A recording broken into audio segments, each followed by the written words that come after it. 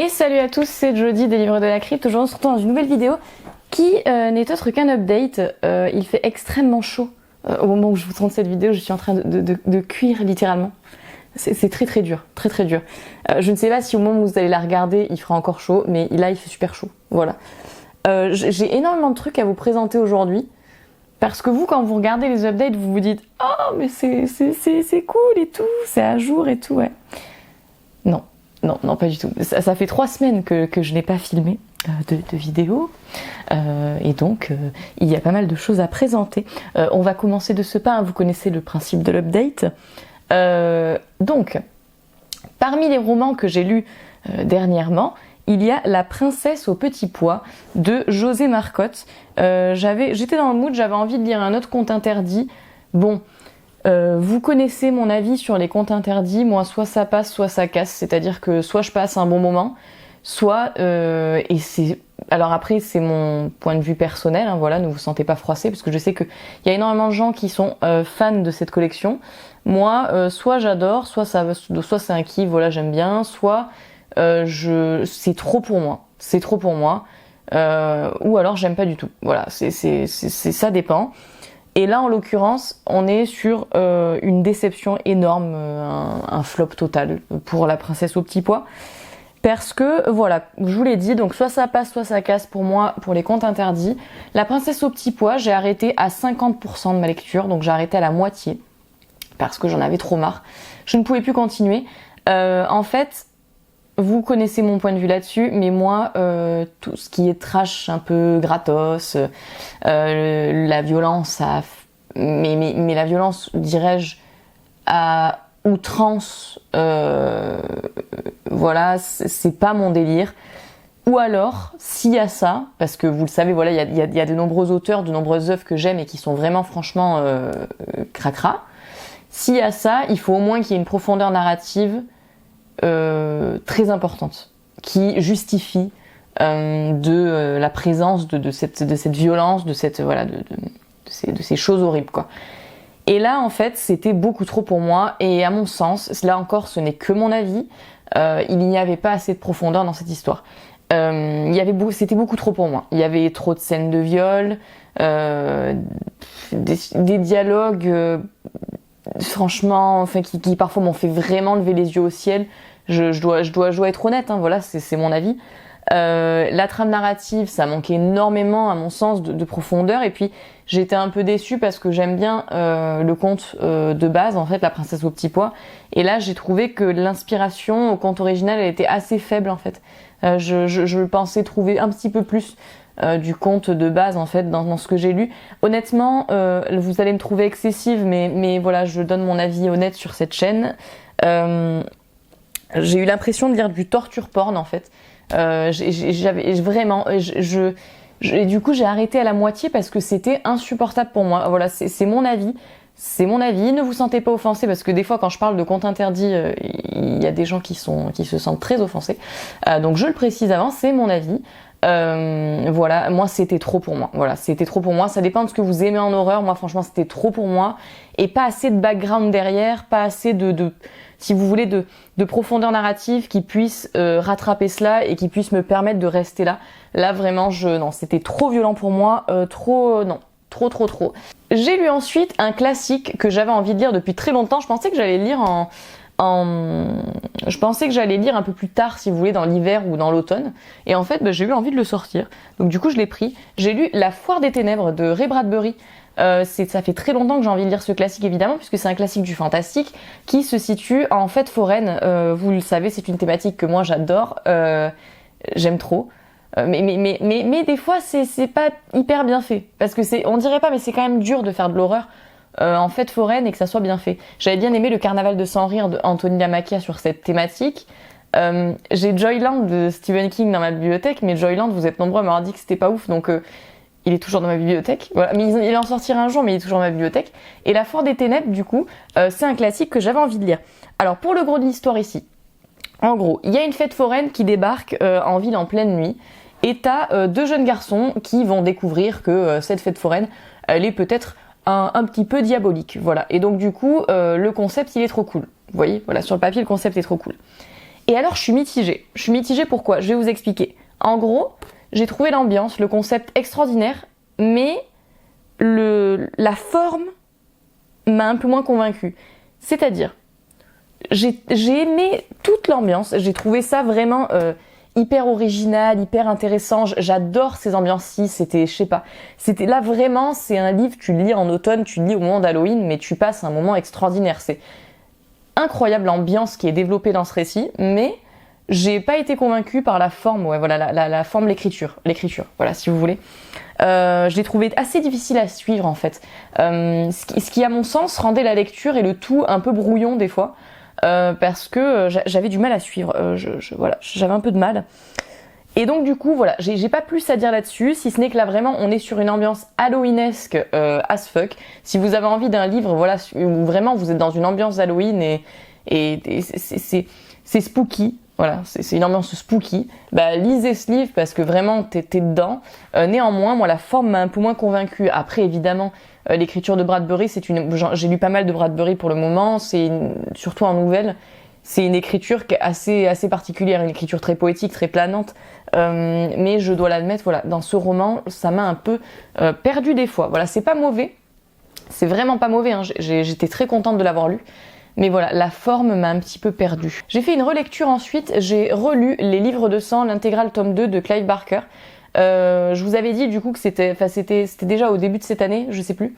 Je vous avais dit que mon objectif du coup de cette année, c'était de relire du coup ces recueils de nouvelles. Donc c'est chose faite, j'ai tout relu. C'était cool, hein, comme la première fois que je l'ai lu évidemment. Alors je reste sur mon avis original, c'est-à-dire que le tome 2, à mon sens, est moins bon que le tome 1.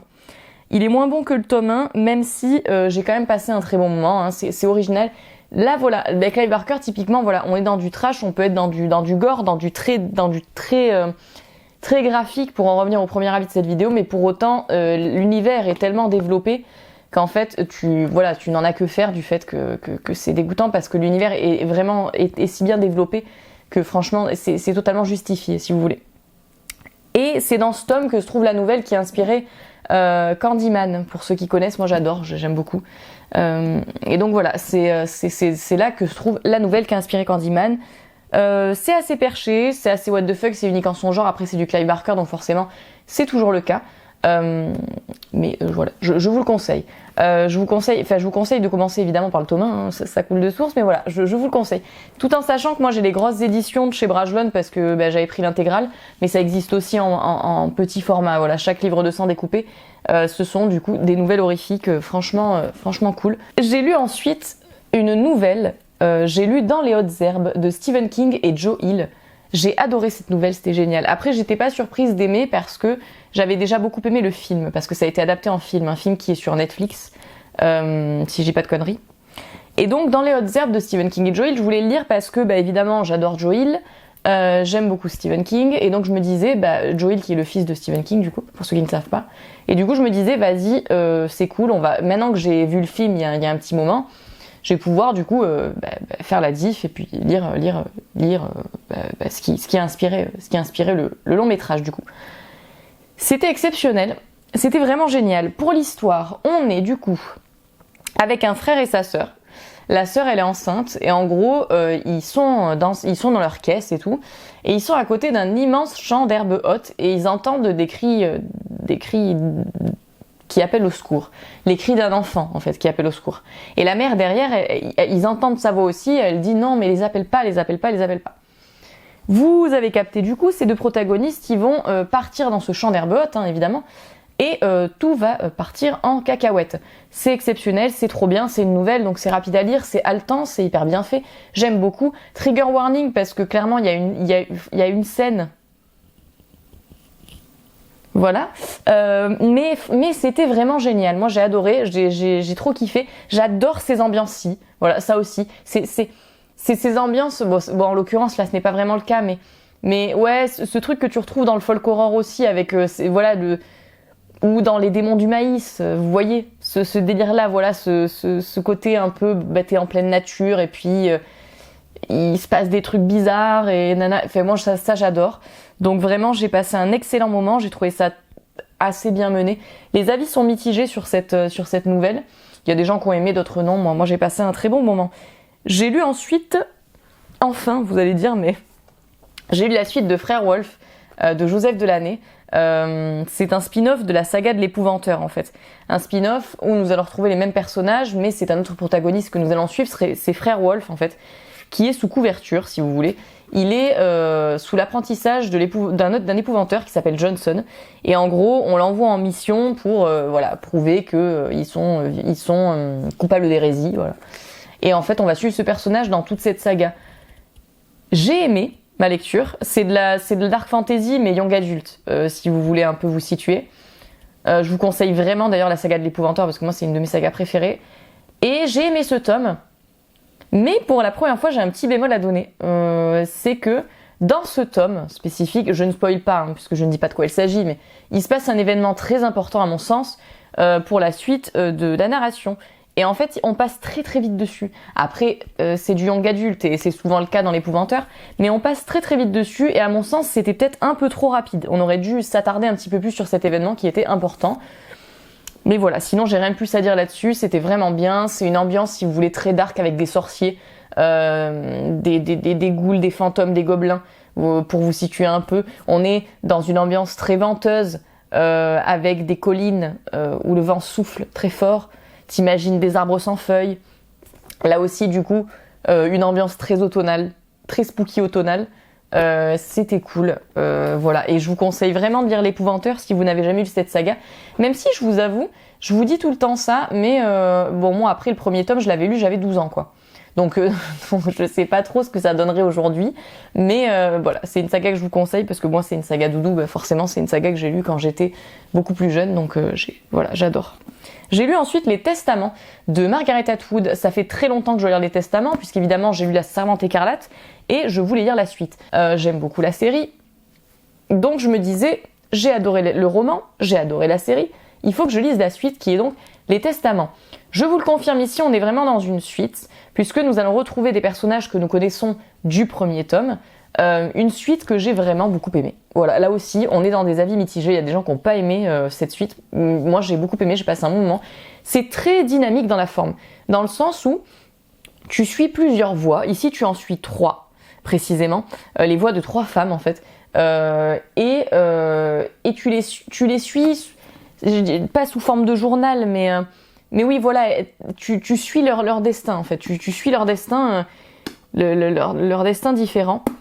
Et c'est juste trop bien. C'est très très bien écrit. Et puis, c'est glaçant, évidemment. Comme pour La Servante écarlate, c'est glaçant parce que on dénonce, évidemment, des faits relatifs aux femmes qui sont toujours d'actualité, ce qui est franchement inquiétant, il faut l'admettre, quand tu vois qu'ici, nous sommes dans une dystopie. Puisque, voilà, je ne vous l'ai pas dit, mais ici... parce que je pensais que c'est tellement connu qu'évidemment j'ai pas pensé à vous le dire, mais évidemment pour ceux qui ne connaissent pas, ici nous sommes dans une dystopie. On est à Galad dans le roman et Gilead dans la série, et en gros on est dans une dystopie où les femmes n'ont pas le pouvoir dans ces univers. C'est-à-dire que chaque femme est réservée à une caste, les hommes dirigent tout, elles n'ont aucun pouvoir sur leur corps, aucun pouvoir sur ce qu'elles doivent faire de leur vie, elles n'ont aucun pouvoir sur rien du tout. Voilà. Donc on est là-dedans et on va suivre évidemment les destins de ces femmes-ci, sachant qu'il y a des castes différents évidemment chez ces femmes. En gros du gros, j'espère que ça a été suffisamment clair parce que j'ai l'impression que j'ai pas été clair du tout. Et donc du coup dans ce tome 2, on poursuit donc cette histoire et j'ai trouvé vraiment la poursuite de cette histoire très intéressante. C'était très bien mené narrativement, voilà. C'est très haletant. Tu t'accroches à ton livre et puis quelque part, c'est très facile à lire. Tu continues, c'est passionnant. J'ai vraiment passé un excellent moment. J'étais très content de retrouver certains personnages, évidemment. Et ça glace le sang, cela dit. Gros trigger warning pour ceux qui ne connaissent pas, puisque trigger warning, évidemment, viol, violence... meurtre, voilà. Il y a pas mal de triggers là-dedans. Mais c'est une dystopie extrêmement convaincante que je vous conseille, mais je vous conseille évidemment de lire La Servante écarlate pour démarrer, puisque c'est le premier tome. J'ai lu ensuite De toutes les nuits les amants de Mieko Kawakami. Ici, on était dans un roman extrêmement touchant que j'ai beaucoup aimé. Vous le savez, j'ai bien aimé les derniers récits que j'ai lus de Mieko Kawakami. Et mon coup de cœur absolu, c'est Heaven. Ça a été une révélation. Et donc j'ai lu de toutes les nuits les amants, puisque bien sûr je voulais continuer ma lecture des œuvres de cette autrice. J'ai lu Saint et œuf dernièrement, et donc j'ai continué par celui-ci. Ici, une histoire, oui voilà, extrêmement bouleversante, extrêmement émouvante, où on va suivre en fait une correctrice d'une maison d'édition. Et elle est franchement malheureuse dans sa vie, elle est pas comblée cette femme, elle est très malheureuse. Elle se sent vide, elle se sent seule, elle se sent incomprise, elle se sent complètement en marge de la société dans laquelle elle vit, et elle se sent vraiment, mais ouais, totalement lost dans sa vie. Elle a aucun but, elle est dépressive, hein, tout bonnement, voilà. Puisque c'est de cela dont il s'agit. Et cette femme, en fait, va changer de boulot. Enfin, elle va faire le même boulot, mais avec quelqu'un d'autre. Et elle va faire la rencontre d'un homme. Et nous, c'est ça qu'on va suivre dans ce récit. En gros. Et c'est très beau. Pas mal de triggers, puisqu'ici, dans ce récit, on traite de sujets assez importants. On y traite d'amour, évidemment, mais surtout, en fait, dans ce récit, il est question du fait de se reconstruire après un événement traumatisant que tu as vécu dans ta vie.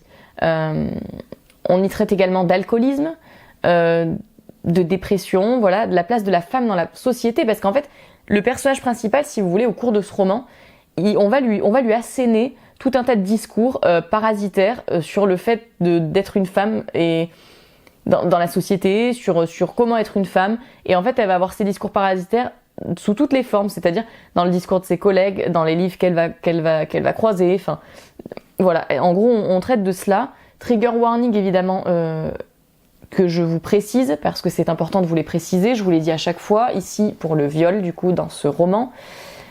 C'est un roman qui est assez juste, très poétique dans l'écriture. C'est quelque chose que j'ai déjà retrouvé, du coup, dans les autres œuvres de cette autrice. Ils sont tous imparfaits, les personnages. Tous imparfaits. Que ce soit dans leurs actes, dans leurs mots, mais j'ai trouvé que ça participait au bon du récit. C'est assez touchant. Voilà. Tous les personnages sont imparfaits, mais moi j'ai trouvé cela vraiment, vraiment intéressant. C'est un récit assez poétique, du coup assez triste, que je vous conseille. On le définit souvent, ça me fait rire, mais sur la sphère du booktube anglophone, du booktalk anglophone, comme un sad girl book, quoi. Voilà, un livre où t'as une fille très triste. J'ai lu ensuite un livre là aussi que j'ai envie de lire depuis un moment, c'est Mon année de repos et de détente, de Ottessa Moshfegh. Ottessa Moshfegh, j'ai lu Labvona que j'ai adoré. J'ai lu Aileen où j'ai pas trop aimé. Et là du coup j'ai lu Mon année de repos et de détente que j'ai bien aimé. Pas un coup de cœur mais j'ai bien aimé. Voilà. Dans Mon année de repos et de détente, on est dans un ovni littéraire, dans un truc un peu barré, où on va suivre une jeune femme. Cette jeune femme là aussi souffre de dépression. Elle n'est pas heureuse dans sa vie et en fait pour se soigner, pour essayer de trouver un sens et voilà, enfin bref, se remédier à cela si vous voulez, elle va décider de passer une année où, à l'aide de traitements médicamenteux, elle va rester dans son lit tout le temps, elle va s'isoler du reste du monde, voilà, rester dans son lit en permanence. En somme, c'est le gros de l'histoire si vous voulez, en somme. Et donc du coup nous c'est cela qu'on va suivre. Donc vous l'avez compris, on n'est pas dans un récit qui se veut haletant, on n'est pas dans un récit où l'action voilà, est grandiloquente, mais quand même. Parce que du coup on va suivre des flashbacks évidemment de ces personnages, et c'est intéressant, c'est assez intéressant psychologiquement. Néanmoins, c'est un livre que tout le monde ne va pas aimer, mais c'est sûr et certain, parce que ça dépend ce à quoi vous vous attendez à la lecture en fait. Parce que là, moi je trouve que c'est un livre assez difficile dans le sens où tous les personnages sont insupportables.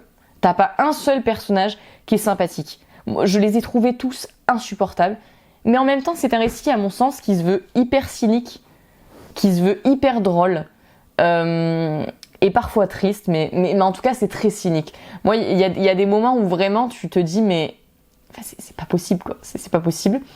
On traite évidemment de santé mentale et en fait on va suivre les gens qui peuplent sa vie, donc ces gens insupportables hein, évidemment. Sa meilleure amie qui est à mon sens le personnage le plus sympathique du récit, c'est mon avis mais voilà, sa meilleure amie.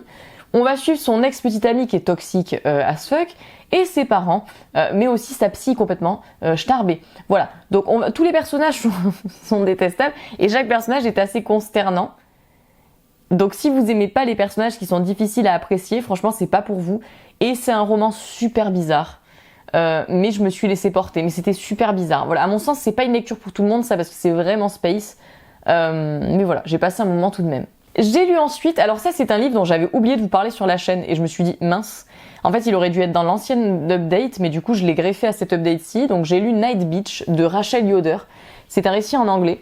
Récit en anglais où je suis assez mitigée, c'est-à-dire, je vous explique, on va suivre une femme, cette femme elle est dans sa vie de tous les jours et en gros elle a son gosse, elle a son mari, un mari totalement insipide, franchement, honnêtement, voilà, soyons honnêtes, un mari totalement insipide,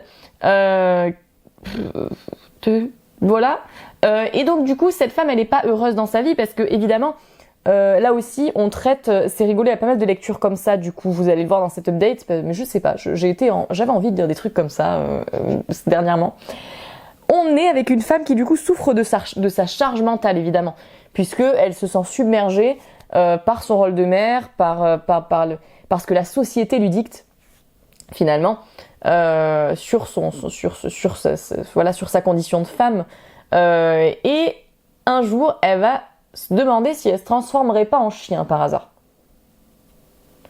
Là vous vous dites mais Jodie ça va pas bien ou quoi, pourquoi tu lis des trucs comme ça, c'est vraiment chelou. Je sais, mais en fait non, puisqu'évidemment tout l'aspect transformation en chien est relatif évidemment à une psychologie de notre personnage, vous l'avez compris, c'est imagé, voilà. Donc voilà, c'est imagé. Mais c'est ce que l'on va suivre. Et alors j'ai bien aimé ma lecture de ce récit, mais c'était trop long.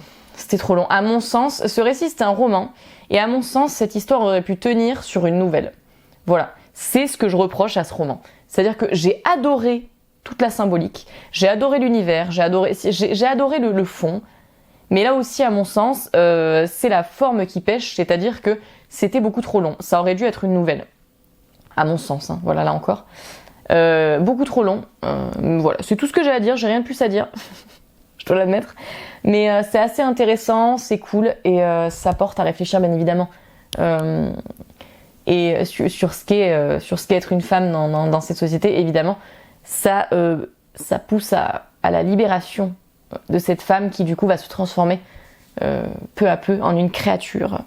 J'ai lu ensuite On l'emportera dans la tombe de Sébastien Julian. C'était un bon thriller, pas un coup de cœur, mais un bon thriller surnaturel. Ici, on va suivre des morts très étranges qui vont intervenir à peu d'intervalles. Et il y a un enquêteur qui va se charger de l'enquête. Et nous, lecteurs, en fait, on va essayer de comprendre ce qui se passe dans ce roman. Et j'ai beaucoup aimé, en fait, le fait que l'auteur, dans ce roman, il essaie un peu de te perdre, toi, en tant que lecteur, parce que à chaque fois, toi, t'essaies de comprendre ce qui se passe et tu sais pas dans quelle direction ça va aller. Et ça rend le tout vraiment intéressant. Moi, j'aime beaucoup quand tu peux pas prévoir, évidemment, ce qui va se passer. C'est beaucoup plus intéressant qu'un thriller où tu prévois tout et où à chaque fois tu te dis « Ah, j'avais raison ». Et là, c'était cool parce que du coup, t'étais vraiment perdu, t'étais en mode « Attends, mais qu'est-ce qui va arriver ensuite ?» Donc ça, j'ai beaucoup aimé. Les événements s'enchaînent, donc t'as pas le temps de t'ennuyer aussi, c'est très haletant. Et j'ai adoré l'originalité de l'intrigue. Je peux pas en dire plus, parce que évidemment, sinon je vous spoil, mais j'ai adoré l'originalité de la thématique qui est traitée ici. Thématique horrifique, très intéressante. En gros, pas un coup de cœur si vous voulez, parce qu'évidemment, moi il me faut vraiment l'étincelle pour que je dise que c'est un coup de cœur. Mais j'ai passé un bon moment. C'était un bon thriller et ça m'a fait du bien du coup de couper avec ce petit thriller sympathique. J'ai lu ensuite La bibliothèque de minuit de Matt Haig, roman que je dois lire depuis longtemps aussi là, et roman qui me laisse un peu mitigée. Voilà. Mais ce n'est que mon avis. Là aussi, La bibliothèque de minuit, on est sur un roman qui divise. Parce qu'il y a des gens qui ont adoré. Il y a même des gens pour lesquels c'est une révélation, ce livre. C'est une révélation. C'est-à-dire c'est un bouquin qui va les suivre, vous voyez, le genre de bouquin qui te marque tellement que ça en devient un de tes livres préférés. Et il y a d'autres gens où c'est plus mitigé. Je fais partie de ces autres gens, du coup, je suis désolée. On va suivre l'histoire d'une femme. Cette femme, elle est très malheureuse dans sa vie, elle est en dépression, elle ne trouve plus aucun sens à sa vie. Voilà, là encore, vous allez vous dire, mais la thématique qui revient là dernièrement, c'est très bizarre. T'es sûre que ça va, Jodie? Non, oui, je vous assure, ça va. C'est une coïncidence totale, hein. Vraiment, c'est une coïncidence totale, je vous jure. Donc du coup, cette femme, elle est très malheureuse dans sa vie, elle ne trouve plus aucun sens à sa vie et elle décide de mettre fin à ses jours. Elle va se retrouver dans la bibliothèque de minuit, où une bibliothécaire va lui montrer les différentes vies qu'elle aurait pu vivre si elle avait pris d'autres directions, si elle avait pris d'autres choix. Voilà. En gros pour le plot. Et ça aurait pu être très intéressant, mais ça manquait énormément de profondeur à mon sens. Presque dans un récit de développement personnel, si vous voulez, avec des adages, des phrases qui te sont données pour... J'ai compris, hein, j'ai compris quelle était la morale entre guillemets de cette histoire, j'ai compris quel était le but, mais ça m'a pas touchée, je suis restée complètement hermétique à cela, ça m'a pas du tout touchée, c'était pas mauvais, mais c'était hyper lisse, ce qui fait que du coup ça m'a pas touchée en fait, j'ai trouvé ça pas très original aussi, je dois l'admettre, et du coup ça l'a pas fait, voilà, je suis désolée pour ceux qui ont adoré, mais moi ça l'a pas fait. J'ai lu ensuite Tie Gap de Chandler Morrison. Alors ça, hashtag Tie Gap même. Alors ça, c'est un récit, j'avais envie de le lire depuis un moment et du coup, je me suis lancée. C'est presque une nouvelle, enfin c'est très court, c'est un court roman, on va dire, dans lequel on va suivre une femme. Cette femme, elle est mannequin à Los Angeles et cette femme, elle a d'énormes troubles alimentaires. Donc là, évidemment, gros trigger warning à ce sujet, évidemment. Elle a d'énormes troubles alimentaires. Et elle essaie de se battre contre cela, évidemment. Donc là aussi, on traite de santé mentale. Hein. Et en fait, c'est un récit très cynique. Très cynique. Très cynique. Franchement, hyper cynique. Où évidemment, on va émettre une critique de la pression exercée sur le corps des femmes, cette pression de la minceur, hein, ici en l'occurrence. On va aussi émettre une critique de cette caste, évidemment, hein, du monde du mannequinat, puisque là, vraiment, ce personnage-là aussi, hein, dans ce récit, hein, des personnages détestables, en veux-tu, en voilà. Voilà. Là, vraiment, tu en as plein. J'ai pensé un peu à Bret Easton Ellis dans le côté satirique. Voilà, dans ce côté, on critique voilà, c'est cette caste-là. Son psy, franchement, elle a un psychothérapeute. Tu le vois que c'est de la satire parce que c'est tellement aberrant, franchement. C'est tellement aberrant que tu te dis c'est obligé d'être de la satire. Et c'est un récit. En fait, cette femme qui souffre du coup de ses troubles alimentaires, elle va commencer à avoir des visions, à avoir des hallucinations. Donc là aussi, récit d'horreur psychologique, hein, vous l'avez compris. Où alors, je suis convaincue à moitié. Il y a des idées que j'ai appréciées dans ce roman. Il y a d'autres idées que j'ai pas du tout aimées. Je l'ai trouvé assez long aussi des fois, malgré le fait que pour autant, en termes de longueur, voilà, c'est assez court. J'avais pas forcément envie d'y revenir, vous voyez. J'avais pas forcément envie de revenir à ma lecture, donc pas convaincue à 100%. C'était intéressant, je suis contente de l'avoir lu quand même, mais ouais. J'ai lu ensuite des BD. J'ai lu Hellraiser Book 2. Du coup, ce sont les comics Hellraiser. Je vous ai montré le tome 1 la dernière fois. Et là, du coup, j'ai enchaîné avec le tome 2. Comme dans le tome 1 ici, on est sur plusieurs auteurs, plusieurs dessinateurs, qui donc du coup vont nous raconter des histoires qui sont relatives à l'univers de Clive Barker, mais à l'univers plus précisément de Hellraiser avec ce cube de Le Marchand, puisqu'ici, on a beaucoup d'histoires dans ce tome 2 qui sont relatives au cube de Le Marchand, hein, énormément. Il y a plusieurs histoires, toutes plus différentes les unes que les autres, mais assez intéressantes. Et vraiment très cool, vraiment très cool. Moi j'ai vraiment passé un bon moment. Il y a que la 3e histoire de ce livre que je me suis dit mais qu'est-ce que ça fait là. J'ai pas compris l'intérêt. C'était assez compliqué pour moi évidemment de lire ces comics là parce que je les cherche depuis un moment mais j'arrivais pas à les lire. Et en français, si je dis pas de bêtises, ils sont traduits jusqu'au tome 3. Voilà. Dites-moi si vous en savez plus, mais c'est ce que j'ai vu. Et du coup, ça met un peu le seum. Voilà, parce que j'aimerais bien les avoir dans ma bibliothèque, évidemment, me les procurer pour pouvoir les lire et les garder. Mais ça a été traduit que jusqu'au tome 3 en français, semblerait-il. Voilà. C'était exceptionnel, c'était génial, j'ai beaucoup aimé, et puis vraiment super, parce que évidemment, tu passes d'histoire en histoire dans ces comics-ci, et en fait, t'as plusieurs univers, plusieurs trames narratives, donc c'est cool, ça participe au dynamisme. J'ai beaucoup aimé, c'était chouette. J'ai lu ensuite The Sad Ghost Club 2, là aussi le tome 2 d'une BD que j'adore. Là on est dans un truc un peu pipoun, vous voyez. Pour vous indiquer un petit peu l'univers, on traite ici d'anxiété, plus précisément d'anxiété sociale, avec du coup des personnages qui, lorsqu'ils sont atteints de cette anxiété, sont représentés comme des petits fantômes dans cette BD. Et dans ce tome 2, on va regarder l'élaboration d'un club, The Sad Ghost Club, qui va du coup appeler toutes les personnes qui ont cette anxiété pour qu'elles soient ensemble et qu'elles puissent se comprendre et discuter, etc. C'est mignon, c'est pipoune. Dans le tome 1, on suit l'amitié évidemment de deux personnes qui ont de l'anxiété et qui vont se lier. Et dans ce tome 2, du coup, c'est cette thématique-là qu'on suit avec le club. C'était vraiment mignon, c'est, je sais pas. Il y a des cases où évidemment, quand toi, tu te sens concerné par le sujet, bah du coup, ça te touche. C'est cool, c'est mignon, c'est voilà. Si vous avez envie d'une BD toute cute sur l'anxiété sociale, je vous conseille cette petite BD, mais je vous conseille évidemment de commencer par le tome 1. C'est vraiment pipoune, c'est chouette quoi.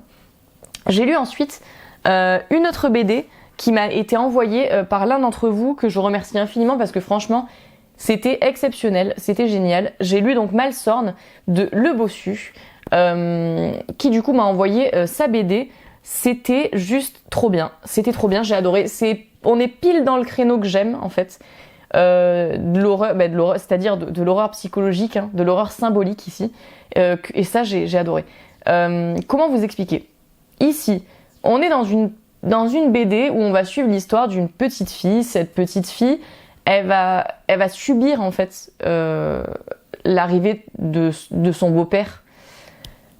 Puisque voilà son père n'est plus là. Beau-père franchement horrible, insupportable. Et donc du coup nous allons suivre cela puisqu'en fait cette jeune fille, tout est symbolique ici. L'horreur représentée y est vraiment terrifiante, mais tout est dans la psyché. C'est-à-dire que toutes ces horreurs que cette jeune fille voit, c'est relatif à ce qu'elle ressent au moment où les choses arrivent, si vous voulez. Et c'est vraiment génial. C'est une BD qui va traiter de la thématique, évidemment, de l'amour mère-fille, qui va traiter de cette thématique, voilà, évidemment, de la famille en général. Et c'était vraiment trop bien. Qui plus est, non seulement la narration, du coup, était intéressante, mais en plus, les dessins sont absolument sublimes. Vraiment sublimissime. Je vais vous montrer un petit exemple, hein, voilà, que vous puissiez voir un petit peu. Donc voilà, je vous montre les petites pages pour que vous puissiez voir à quoi ça ressemble. Enfin, c'est absolument magnifique, hein, c'est sublime. Hein. Moi, je me suis régalée. Visuellement, franchement, je me suis régalée. Et qui plus est, il y a un truc qui, moi... Alors, vous allez dire c'est futile, mais non. Moi, ça a réveillé quelque chose en moi. Il y a plusieurs pages où vous avez des petites choses comme ça qui se déplient. Voilà. Qui se déplie et j'ai trop aimé, voilà, ça j'ai trop aimé. Bref, c'était vraiment super, j'adore, j'ai kiffé, voilà, j'ai kiffé, c'est tout ce que j'ai à dire. Pour terminer cet update, je n'ai qu'un film à vous présenter, un film sur lequel je ne vais pas trop m'attarder, car ce fut une catastrophe.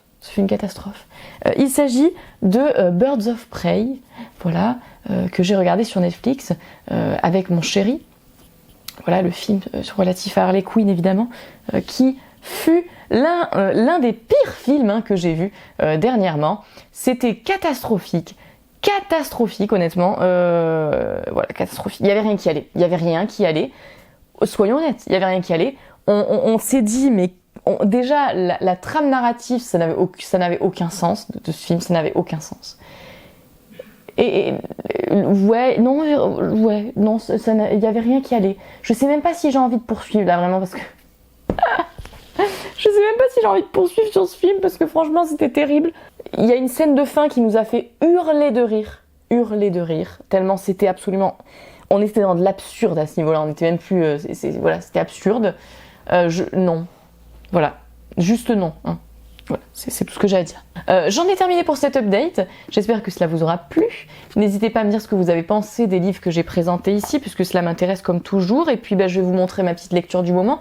Actuellement, je suis en train de lire Le costume du mort de Joe Hill. J'ai adoré toutes les œuvres de Joe Hill, donc là j'ai bon espoir pour celle-ci. Et franchement, pour l'instant, j'aime beaucoup. Alors après, calmons-nous. Hein, je n'ai lu que 55 pages. Hein, 55 pages sur 450, sur 440. Voilà. Donc je ne suis vraiment qu'au tout début. Hein. Donc je vous en dirai des nouvelles évidemment. Je vous en parlerai plus précisément dans un prochain update de ce que j'en pense vraiment. Mais c'était pour vous montrer ma petite lecture du moment. J'en ai terminé pour cette vidéo. Je vous dis à très vite pour une prochaine. Et puis en attendant, je vous fais de gros bisous.